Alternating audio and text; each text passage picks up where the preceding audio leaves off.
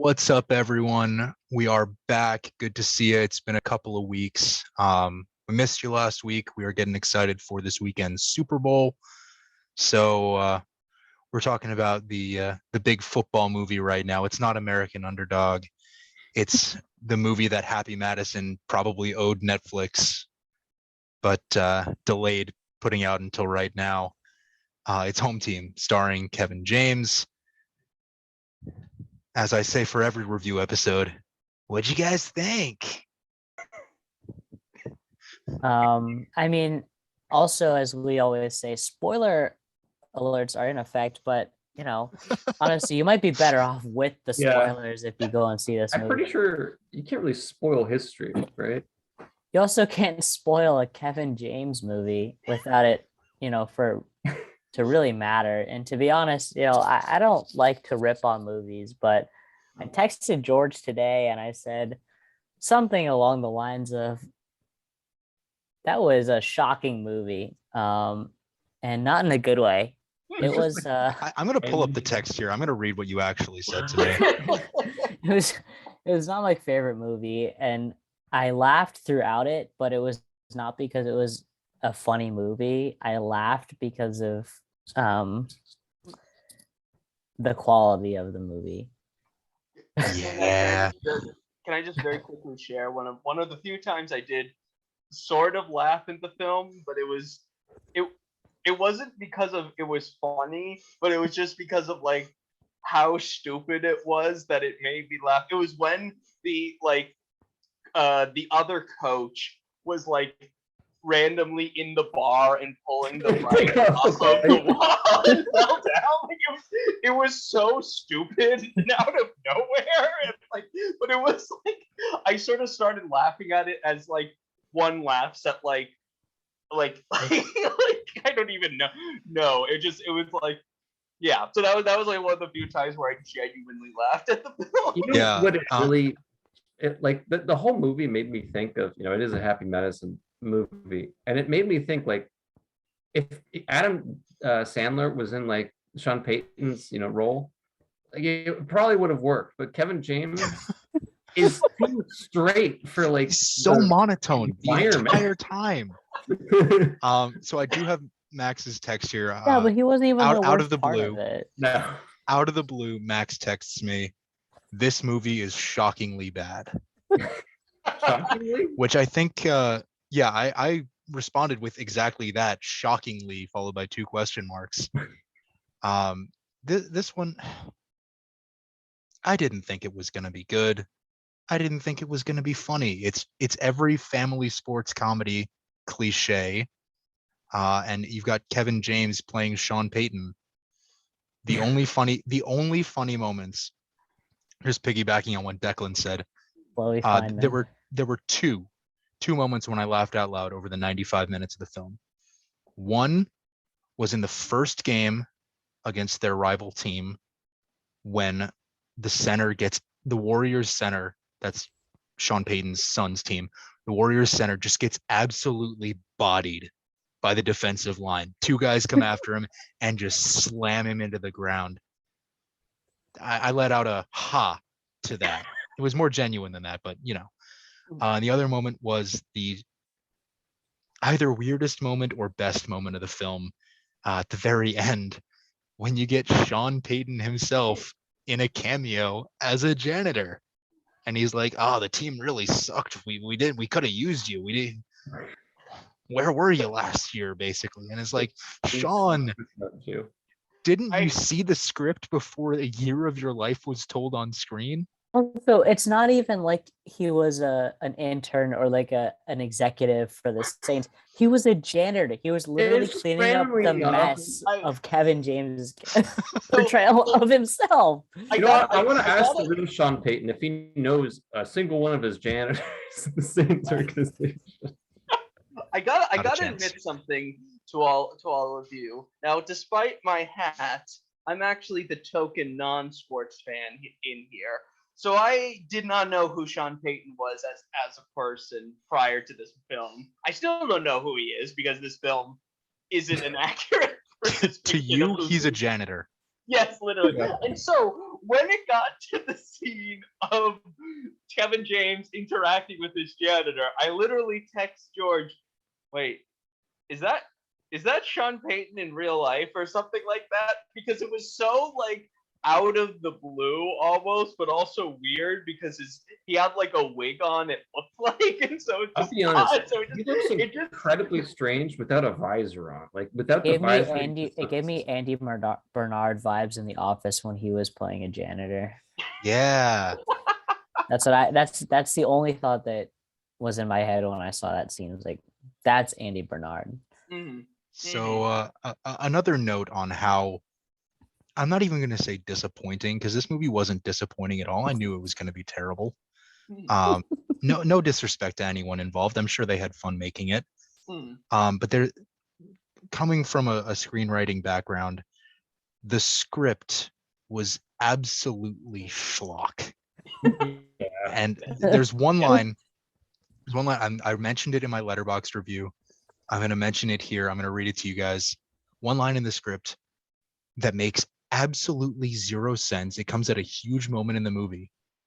And I want to get your thoughts on why this was left in. This is from the PA announcer right before the championship game starts. Welcome to the North Central Texas Championship, where today's matchup is against the defending Springtown Porcupines and the Argyle Warriors.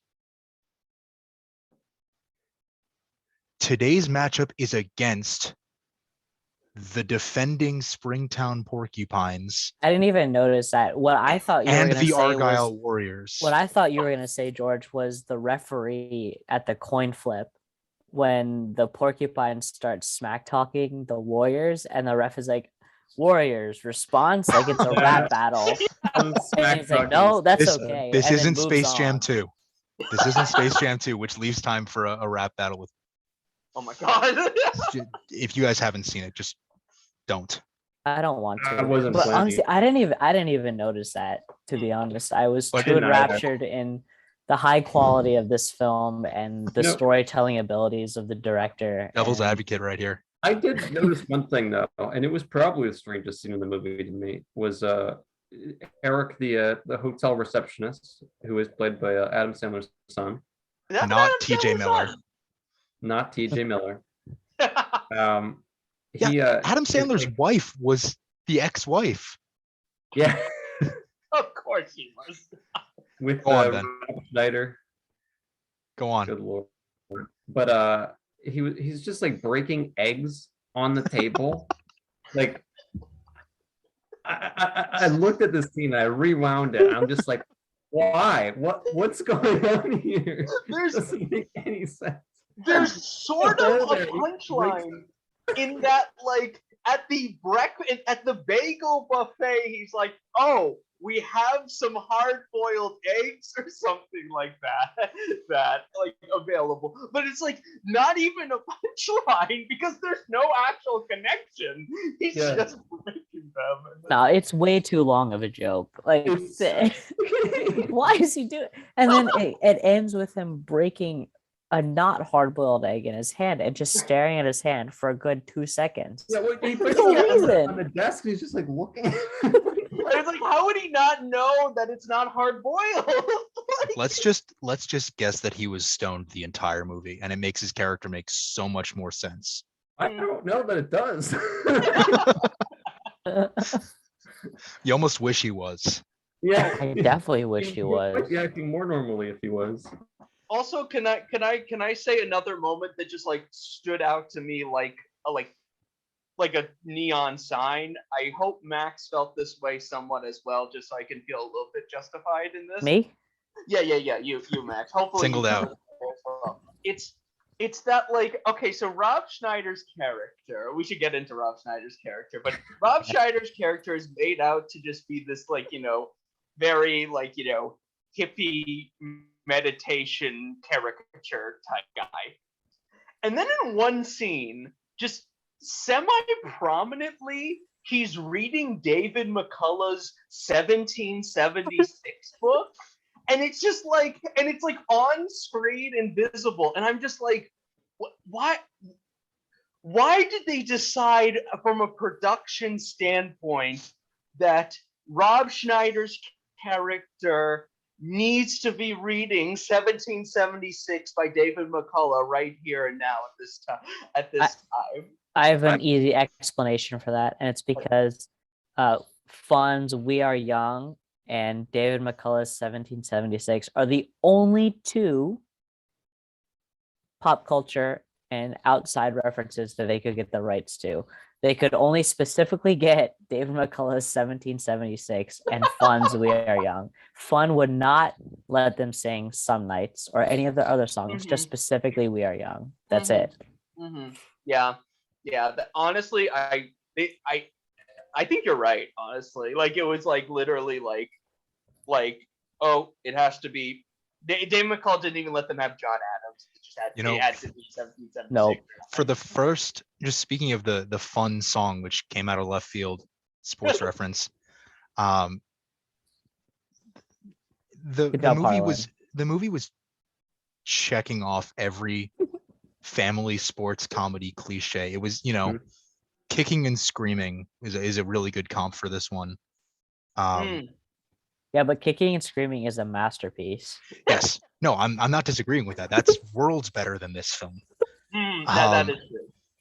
But the one thing it was missing until the second act, right around the halfway point, was, oh no, there's no nerdy kid on the team who's got girl troubles. Wait a minute. They're going to sing a fun song outside. It's the wrong house. Oh, fire. Oh, yeah, there's a fire. The fire to her car. But then she later forgives him. And then she ends up being she's the stepdaughter of the coach of the rival team. Yeah. Wait, did they set that up? They didn't set it up at all. No, they didn't set it up at all. It's just one line. He's like, why is my stepdaughter blowing kisses at that kid? I totally missed that. Again, going back to the quality of the script. Also, look, I don't know if this girl was like just really tall or looked older than her age, but she looked way different age than Harlem or whatever. Harlan was 6 and she was 17. Those are the official ages released by Happy Madison. They wrote it in the script, actually. Kind of remarkable that they went to that effort. Now, the other thing, I'll just say in Harlan's defense, he looked to be a pretty short kid, so I imagine that exacerbated the fact that he was 6-year-old and she was 17, but still. But just speaking to the physical appearance of this team, some of them did look 8 or 9 years old, and some of them looked like they were, juniors or seniors in high school. Like Sean Payton's kid looked like he could be. Looked old. He looked, because they could only probably get a legitimate 16-year-old actor. Honestly, to play he was someone the who's only 12. one. All of the other ones had baby faces or were just absolutely tiny. And there's no way that you could convince me that they were in like middle school, let alone high school. I don't even know what age these kids are supposed to be. They're supposed to be 12. So, I think so. Yeah, 11 or 12. Yeah, maybe not 12. You could convince me that they're like 12 U, like 12 and under, whatever. And that it was like a weird thing where, I don't know, but I don't. It was Texas, so like I would have a hard time believing that they wouldn't be able to find, people in the actual ages to go play these characters. But hey, I'm sure there's plenty of teens that would sign up for those teen shows, and yet they consistently hire 25 to 30-year-olds. So. That's probably true. Well, they should have just they've been doing that since the start of Hollywood. Building off of this question of physicality, I got to ask you guys, since you know him as a person, how did Kevin James do in recreating Sean Payton? I don't know, Declan. Sean Payton was in the movie. You tell me. Wait, that's right. These boys. He did do a good job setting up that he chews gum, and then they promptly left it out of the entire rest of the movie. Oh yeah, they have in that moment. Chloe Fineman is brilliant. She's fantastic on SNL. She is completely underserved here. Like, why was she in the movie for this role? I almost feel bad for her. Just for him to look sympathetic at the end of the movie. True. Yeah, just from Sean Get that Payton. juicy fruit shot, so we know that juicy fruit is what Sean Payton. Also, he did not nearly cover the Sean Payton walk well. Like, it was just Kevin James walking. Now, the Sean Payton walk is unique. He also Yeah. didn't get the voice down right either. There was talk back when the first stills from this movie were released months ago that Kevin James is unrecognizable as Sean Payton. And I'm going to turn that around. Sean Payton is unrecognizable as Kevin James in this movie. The movie would have worked better. You didn't need to tie in Bounty Gate to this. If Kevin James wanted to do a comedy where he was coaching his son's football team, he could have done a comedy where he was coaching his son's football team, and it probably would have worked better. This had nothing to do with Bounty Gate at all. It was just about a father and a son trying to reconnect over football. And that could have worked at its base principle, but they tied it into real life. And they made it about Sean that's the Payton, same plot and it didn't as work. Paul Blart Mall Cop, where Paul Blart tries to connect with his daughter over security guarding. Oh my god! My gosh, you're right. No disrespect to Paul Blart Mall Cop. Oh yeah, no. Yeah, no, exactly. Yeah, like I gotta say, George, if they literally just said like, oh, this movie was inspired by that time Sean Payton was thrown out on Bounty Gate, but it's obviously not about Sean Payton, and like they had a new character, it probably would have worked better if people would have been like, oh, that's cool that it's based on that time and all that. Can I ask another question of you guys again as the requisite? Declan, one of these days when you ask us if you can do something, we're just gonna say no, and you're gonna be sitting there in silence like an idiot. Declan, the only question you're allowed to ask us is why did they leave the vomiting in for so long? Yeah, we're gonna get to that. That was the moment where I was like, "Oh, this is actually the scene I expected to see in this movie." That's how I felt watching the movie. Yeah. Yes. Go on, Declan. No, what I was going to say is, how so Bounty Gate in the movie is so it's mentioned and like in the opening montage, and then there's like a conversation about like, oh son, it's complicated, but I'm the coach and I got to take responsibility and all that. And just how do you guys feel given knowing the original story of Bounty Gate? How do you feel that the film depicted this, I would imagine, controversial moment in sports history? I think yeah. I'll just go quickly here. I think that a movie about Bounty Gate would actually be really compelling as a drama. Maybe throw Kevin Costner in as Sean Payton, because he seems to be great at sports dramas. Shout out Draft Day. But for real, I think that this movie, as I was saying before, it tries too hard to connect all the dots. And if it's just a family sports comedy, it's just a family sports comedy. But if you're going to bring in Bounty Gate and Sean Payton and the New Orleans Saints, it doesn't work. It doesn't tell the story of Bounty Gate. It tells what was Sean Payton doing during Bounty Gate. Mm-hmm.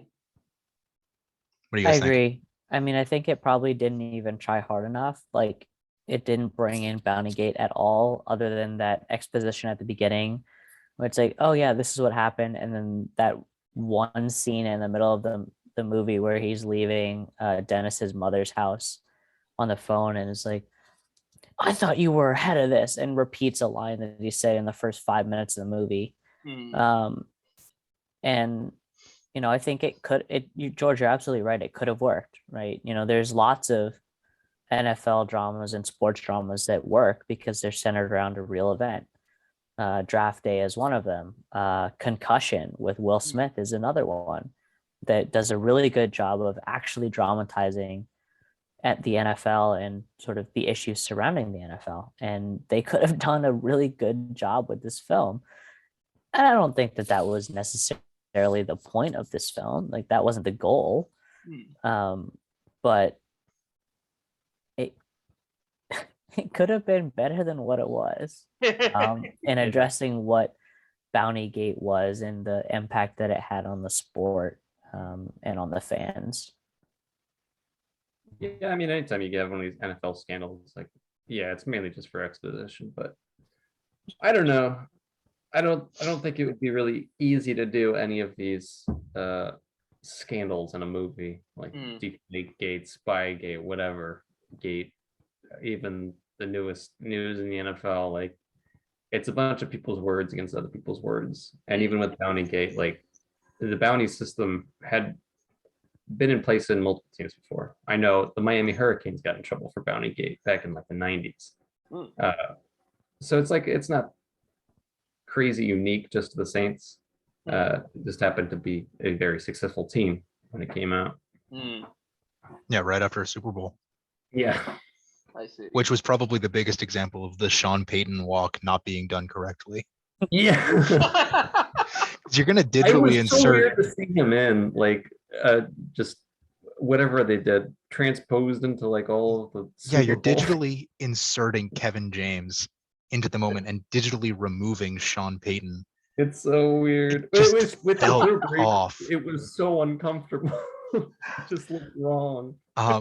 Just one more thing about the meat of the film, the football, because you get the training montages, probably too many of them, because every time they're dealing with something new, the last game or whatever, or he's trying to take over the offense, he's trying to take over the defense.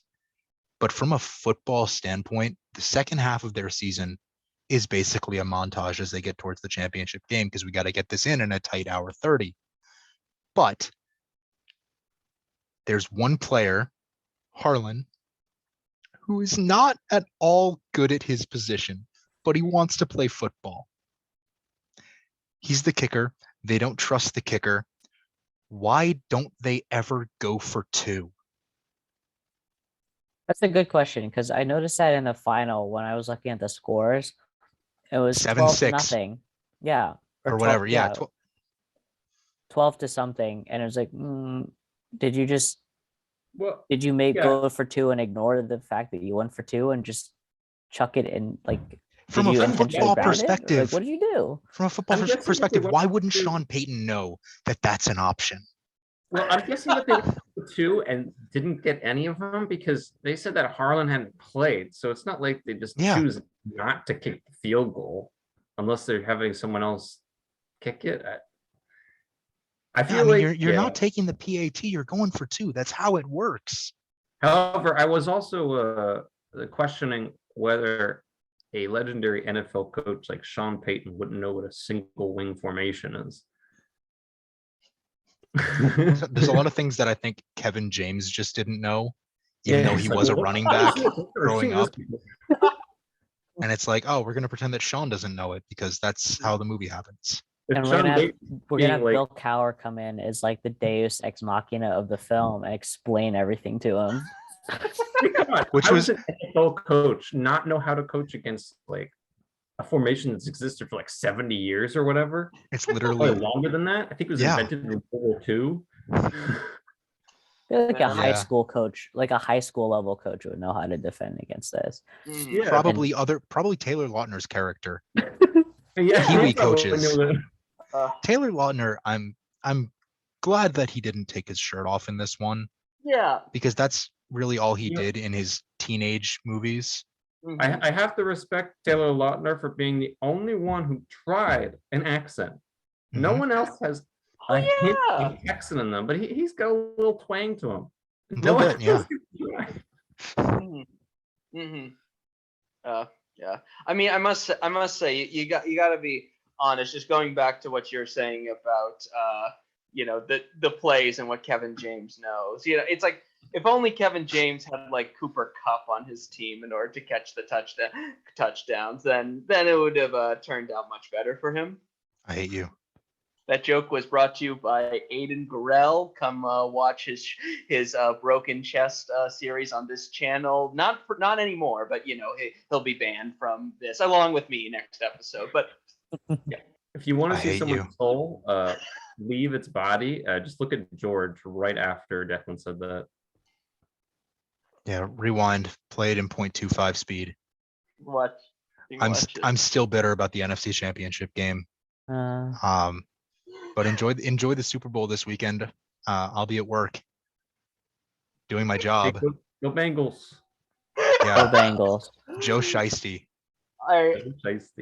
I do feel bad a little bit due to how devastated you were just But don't now. feel bad. Also, feel no regret whatsoever. So take that for what you will. Look, whenever the Niners go to the playoffs, George is like, they have to win a Super Bowl or else this will be a failure of a season. If the Okay. Dolphins make it to the playoffs, I'll be happy. Ben, you saw my tweets before every game. Making the playoffs was enough this year. They were 3-5 through 8 weeks.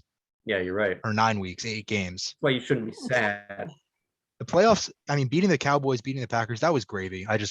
Once we got past the Packers, once they got past the Packers, sorry, I wanted more. But, Trey Lance is the future. Honestly, that is what happens when you've got a team that exceeds expectations. A team that wins in spite of its quarterback. Yeah. I love Jimmy. I'm so grateful for what he's meant to this team, but it's time to move on to someone who wins games for his team beyond what Jimmy did. The game-winning drives that he had against, the Bengals and the Rams, who are our 2 Super Bowl teams, were a lot of fun to watch. But enough about Jimmy Garoppolo. Thank you for all your time with the 49ers. Let's talk about some final thoughts here about home team, which is the real reason why we're on this podcast tonight. I'm genuinely sorry for derailing the podcast just now, but also not sorry. It's fine. It's in preparation for the Super Bowl, so we should be talking about. It's important, yeah. It was terrible. Yeah. Blunt. It was the fact that they had a scene where they had like Family Guy style vomiting, but in real life was just so weird.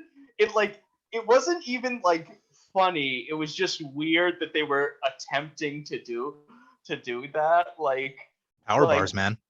And the fact that it played a part in them scoring the final touchdown too bothered me as well, because it's like, I don't know why Rob Schneider was in this movie. Like, I know it's Happy Madison, but gotta make sure Rob Schneider's doing well. I mean, no, we suck again. Sandler in this movie. It's bad. Adam Sandler, David Spade, Chris Rock, just get all the grown-ups back. Because Rob Schneider is for me horribly annoying, like all the time. And the only reason that I'll ever watch anything that he's in is because normally there's like Adam Sandler, David Spade in the movie with him. But this was just Rob Schneider was just taking over the movie for me. I hate that guy. Ben's not holding anything back about this movie. I'm so glad we picked it. Like, given the makeup of this podcast, like this was the best possible movie we could talk about. Yeah. We could do American Dog, and it would probably be a warm and fuzzy movie. There's probably things you can criticize, but it would be nowhere as bad as this movie. Zachary Levi is a dead ringer for Kurt Warner. Yeah. Okay. Much better casting than Kevin James. Go watch that one, go watch Home Team, and then compare them. I haven't seen it, but I haven't seen, what's it called, American Underdog? Yeah. Yeah, it probably isn't that great either, but I can guarantee you it's 100 times better than whatever we just watched.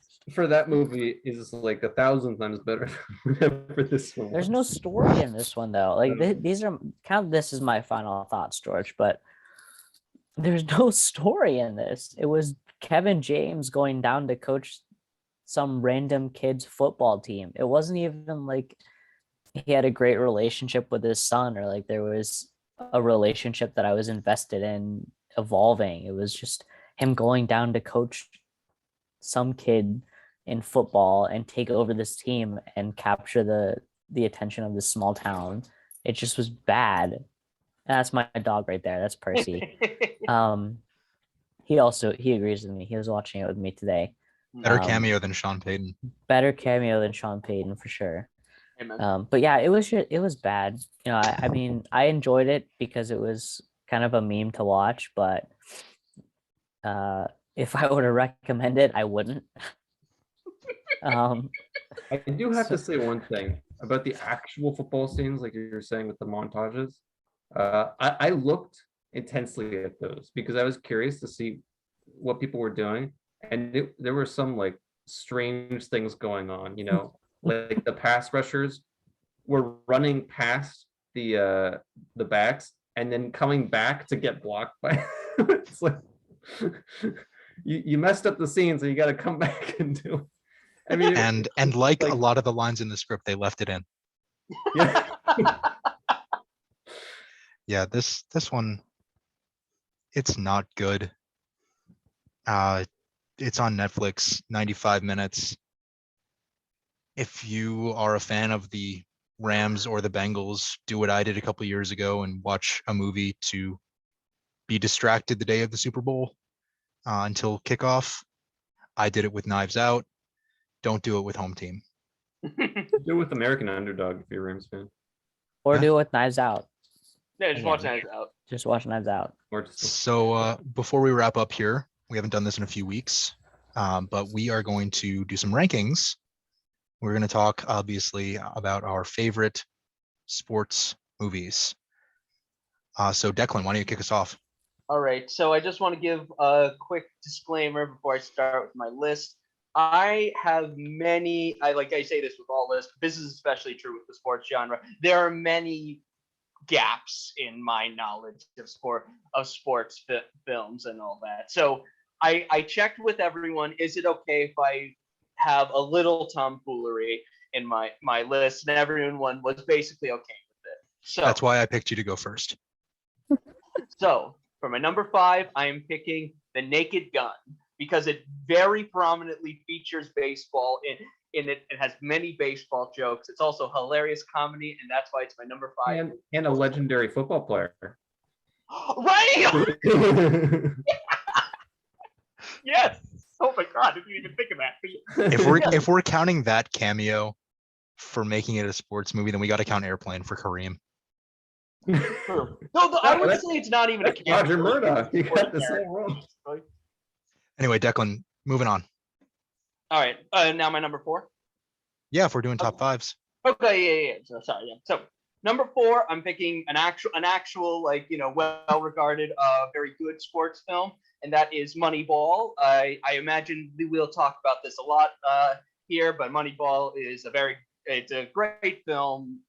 Well acted. Even non-sports fans can feel invested in it. Very well made film. Moneyball. Number 3, I'm going with a little out of the box, but I would still say this is another unambiguous sports film, and that is Aardman's Early Man. It's set in fantasy pre-history and all that about a cave tribe, but they play football soccer against the different, more civilized tribe and all that, and it genuinely follows the pattern of a sports film. It's very funny, super creative. I actually enjoy it a lot. If you haven't seen it, check it out. It's a genuinely good sports film and a very funny movie. If you like Wallace and Gromit, you'll like Early Man. Number 2, I'm going to go with another actual sports film, and I'm going to go with 42. It's a very traditional sports film, but it's great performances by Chadwick Boseman and Harrison Ford really make it special. Also, of course, story of Jackie Robinson is a great film, a great story to tell in the sports movie, and I think 42 did a great job. I really enjoyed it, and so I'll pick it as my number 2. My number 1, you said tomfoolery was okay. So Don't say it. So Don't say it. No, you don't even know where I'm going. So Bench warmers. I don't know if I. Wait 1 second. No, your jaws are gonna drop here. Is it basketball? Is it Home Team? In I don't know if I've ever mentioned this movie before, but in Steven Spielberg's Lincoln, Abraham Lincoln talks about the transitive property, as in two things that are the same are equal to one another. Space Jam is a sports movie, but also Space Jam is the same genre of film as Looney Tunes Back in Action. Therefore, by the transitive property, Looney Tunes Back in Action is a sports movie. So therefore, Looney Tunes Back in Action is my number one sports film of all time. That's what I'm going with today on the Unqualified Filmbros podcast. I just feel bad after listening to that. Yeah, Also, I haven't I feel seen Lord dirty. of the Rings yet, so I'm not qualified for this. Okay, Ben, hurry up. Go number 5. Number 5, Airbus. I honestly, I'm trying to think here. Number 5, I'll probably go with Rudy. And it's classic. I'm leaving off pretty much every baseball movie except for Moneyball because I don't like baseball. And I'll put number 4 for Moneyball for one reason, and it's a good movie, but it also has Joe Satriani in it for like 2 seconds. Which, if you don't know, he's a virtuoso guitarist. He's a favorite of mine when I was a kid. Nobody knows who he is though, so it was fun to see. One of the best national anthems ever played in any movie ever. Yeah. Number 3, probably have to go with The Damned United, which is about Leeds United. It's a fun movie. It's about early, 70s soccer when players were really dirty and stuff. Would just like beat people up essentially. You'd be smoking cigarettes on the sidelines during practice. It's a fun movie. Also has what's his name? Not Martin Sheen. Michael Sheen. Michael Sheen. Yeah, Michael Sheen. Very good movie. Number 2, I think I'm gonna have to give it to Invincible because I like the story. Actually, the second, what's that guy's name? Dick or Charlie? That's his name, right? It's never a good place to pause in the middle of that guy's name.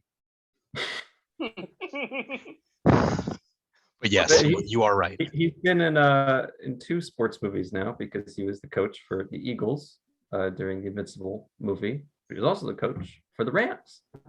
2 great stories that he helped be a part of. But I love the movie. It's a fun, feel-good movie, even if I don't like the Eagles as a football team. Number Bleed 1, green, go Birds. Number 1, I think, has got to go to Any Given Sunday. I like the movie a lot. It's a good, feel-good NFL movie. There are a few that I was thinking about putting on here too, but I like that movie a lot. So there you go. There's my my sports list. Cool. I'll go next year, Max, and then we'll wrap up with yours. Number 5, I'm going to go with Draft Day. Kevin Costner. We talked about it. Kevin Costner, Jennifer Garner, Chadwick Boseman. It's a lot better than a lot of people give it credit for. It's a really compelling story, and who wouldn't want to see the story of the day of the NFL draft after a huge trade is made? It's fiction, but it's realistic, and that's why I really like it. Excuse me for a moment as I blow my nose. Number 4, it's one that I grew up with. It's always going to be a favorite of mine, The Sandlot. Yeah.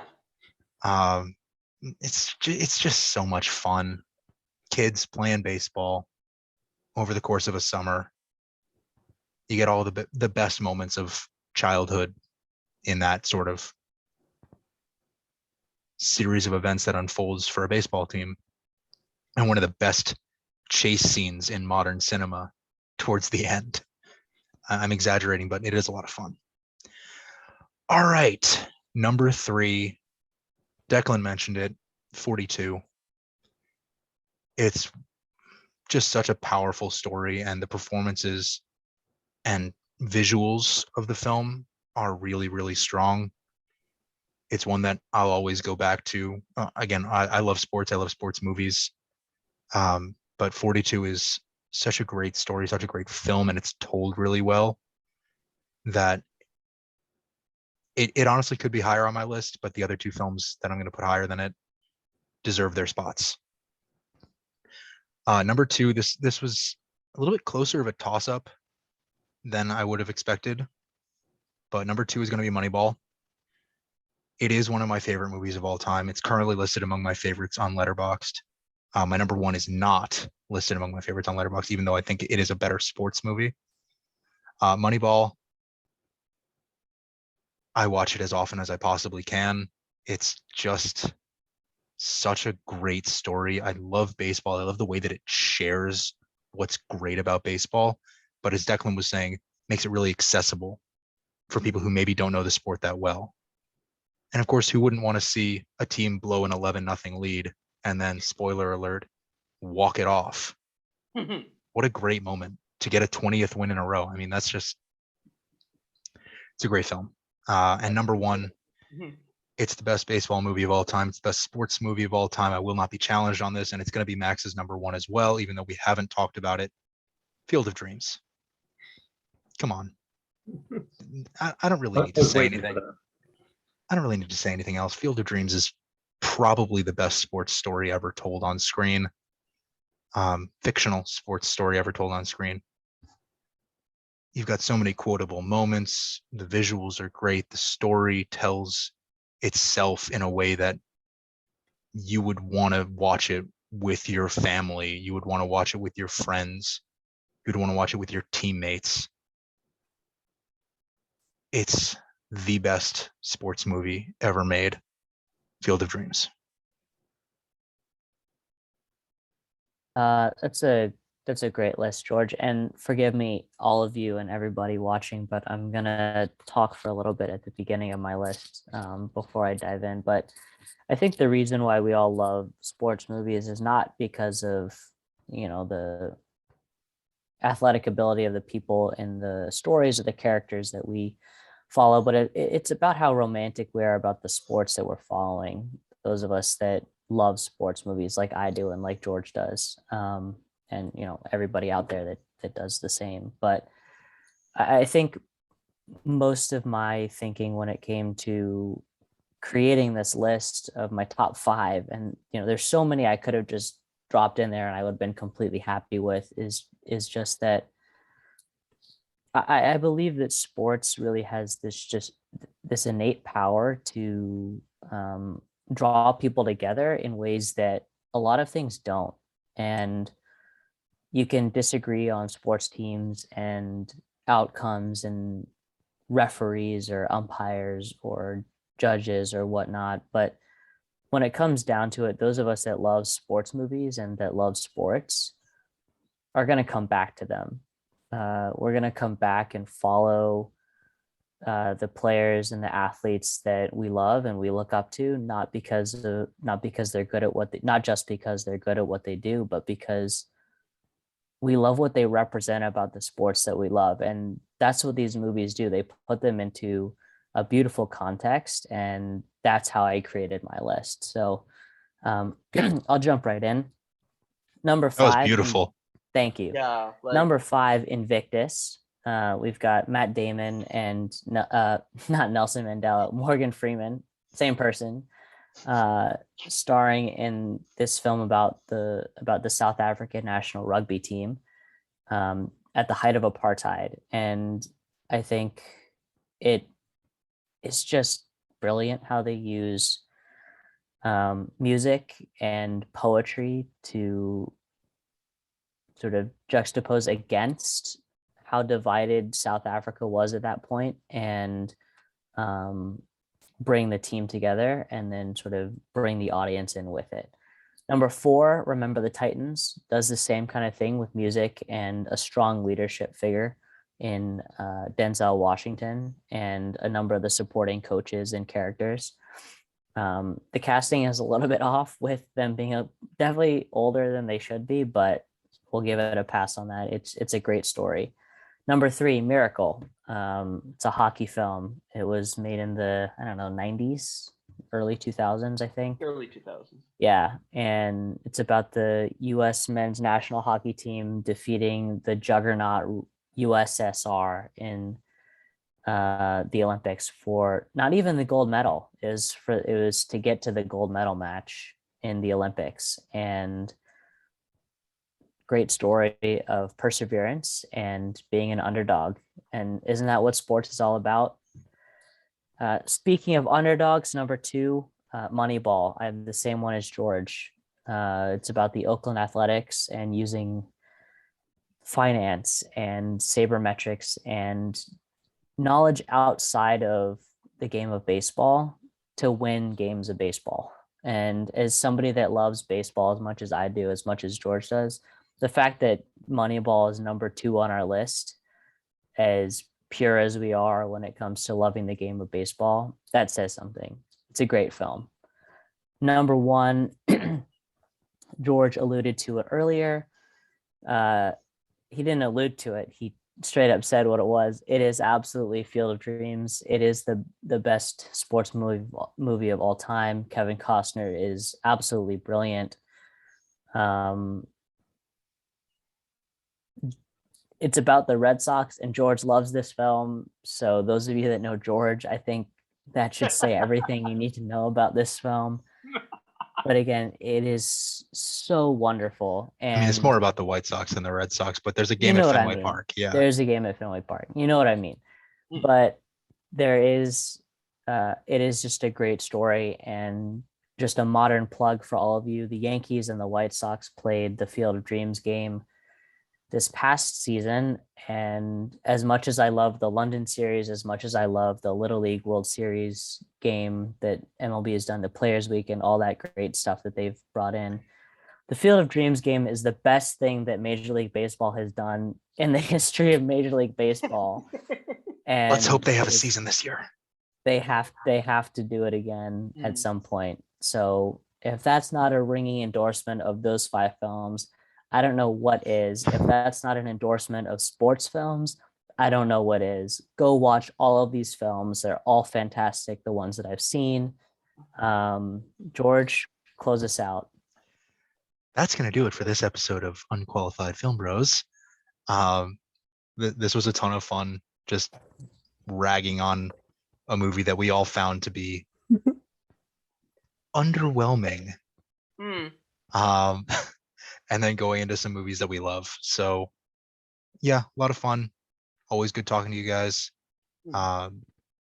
Missed you after being on hiatus last week, so good to get back to it. And we will be back next week with another review. So take it easy. We will see you in the future. Good night, everyone. Good Good night. night.